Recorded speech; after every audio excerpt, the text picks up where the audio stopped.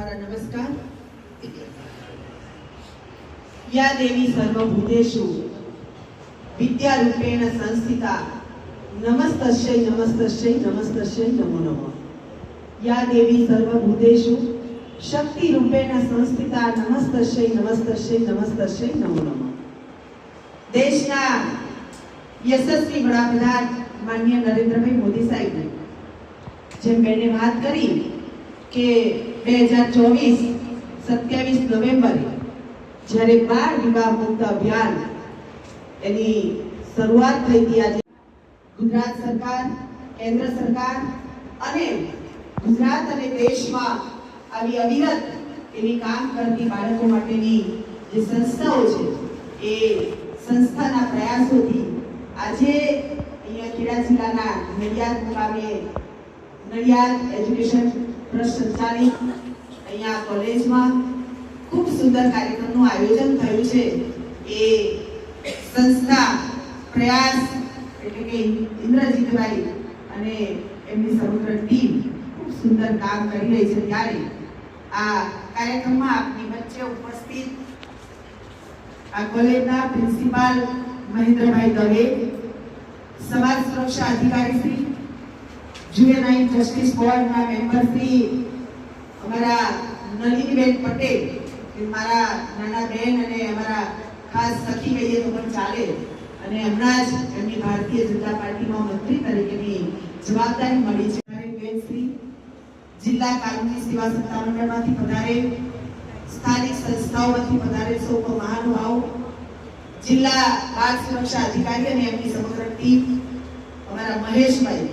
एक बार कहेवाय ने कि एक बॉल थाय हर हमेश समग्र टीम ने दौड़ती राखे ने पोते पण दौड़ेवा महेशभाई। અહીંયા જે બાળકો માટેની સીસીઆઈ છે એ સંસ્થામાંથી પધારે અમારા ભાઈ નાના એવા સંદીપભાઈ માતૃછાયા સંસ્થામાંથી પધારે છે। માહિતી ખાતાના સૌ અધિકારીગણ, સૌ પ્રેસ મીડિયાના મિત્રો અને જેના માટે આ કાર્યક્રમનું આયોજન થયું છે। એટલે અહીંયા મારી સામે મંચાનકોટ ઉપસ્થિત સૌ મારા વાલા દીકરા અને દીકરીઓ, આજે આનંદ થાય છે કે દેશના વડાપ્રધાનનું એક શબ્દ મુક્ત માટે નહીં પણ મારા દેશનું બાળક, એ બાળક કેવું હોય એ હંમેશા સ્વસ્થ રહે, શિક્ષિત બને અને સુરક્ષિત બને અને સમાજમાં આવા પ્રસ્થાપિત થયેલા જે પણ દૂષણોથી એ બાળકો ભોગ બને છે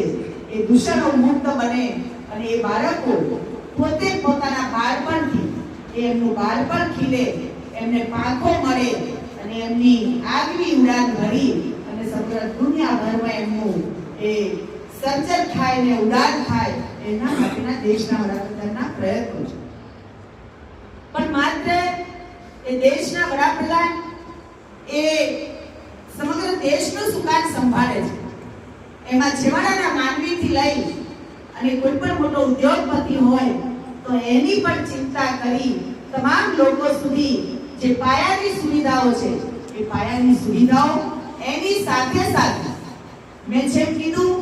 કે તમામ લોકોનું સ્વાસ્થ્ય કેવું હોય, શિક્ષણ કેવું હોય અને એની સુરક્ષા કેવી હોય, એ કેવી રીતે મારા દેશનો નાગરિક એ કોઈ પણ હોય એ કેવી રીતે ખુશી ખુશી રહી શકે એના માટેના એમના પ્રયત્નો હોય છે। નહીં કે માત્ર રાજકારણ, ઘણા બધા એવા નેતાઓ પહેલાના સમયમાં જોયા છે પણ આજે આપણને એવા વિશ્વમાં અને સમગ્ર દુનિયા જ્યાંનું એમ કે એ યાદ કરી રહી છે અને વિશ્વને ઝૂકતું કર્યું છે એવા આપણા દેશના નેતા છે। ત્યારે આપણે સૌને ગૌરવ હોવું જોઈએ કે મારા દેશના નેતા કેવા હોય તો નરેન્દ્રભાઈ મોદી જેસા। આ सूत्र मात्र बोलवा वाले नहीं पण एक एक व्यक्ति सुधी पहुंचे छे त्यारे एमनी जे આગવી દીર્ઘદ્રષ્ટા એમનામાં પડેલું દેખું કરી રહ્યા છે। માત્ર કોઈ રોજગારીથી નહીં, કોઈ આર્થિક સમૃદ્ધિથી નહીં, કોઈ સામાજિક સમૃદ્ધિથી નહીં કે કોઈ પાયાની સુવિધાઓથી નહીં પણ તમામ પ્રકારની ચિંતા કરીને જ્યારે દેશના વડાપ્રધાન કામ કરતા હોય ત્યારે તમારી ને મારી સૌની ફરજ બને છે કે આવા જ્યારે બાળ વિવાહ જ્યાં પણ થતા હોય ત્યારે એને નાબૂદ કરવા માટે અને એ અંતર્ગત લોકોમાં જાગૃતિ આવે એના માટેના આપણા સૌએ એ પ્રયત્ન સંરક્ષણ આયોગ માત્ર ગુજરાતના બાળકોની સુરક્ષા હોય કે સ્વાસ્થ્ય હોય કે શિક્ષણ હોય એ અંતર્ગત એના અધિકારો જે મળેલા છે કાયદાની જોગવાઈ પ્રમાણે એ અધિકારોનું માત્ર ઉલ્લંઘન ન થાય એના માટે નહીં,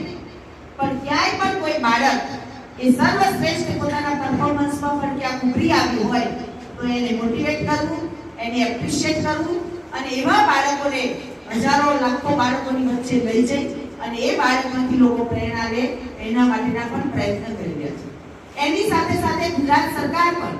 ખૂબ સુંદર બાળકોથી લઈ મહિલાઓથી લઈ યુવાનોથી લઈને તમામ લોકો માટે એ યોજનાઓ જ્યારે આપણા માટે નિર્માણ કરે છે ને એ યોજનાઓ આપણા વચ્ચે મૂકે છે ત્યારે એ સમગ્ર યોજનાઓ છે એ પણ કામ કરે છે. ગુજરાત સરકારની પણ હંમેશા એવી દીર્ઘ દ્રષ્ટા લે છે. આપણા માનનીય મૃદુ અને મક્કમ મુખ્યમંત્રી ભૂપેન્દ્રભાઈ પટેલ પણ એમની સમગ્ર ટીમ પર ખૂબ સુંદર કામ કરી રહી છે. એની સાથે સાથે જો હું કહેવા જાઉં છું કે માત્ર સરકાર અને આવા વિભાગો કામ કરે ત્યારે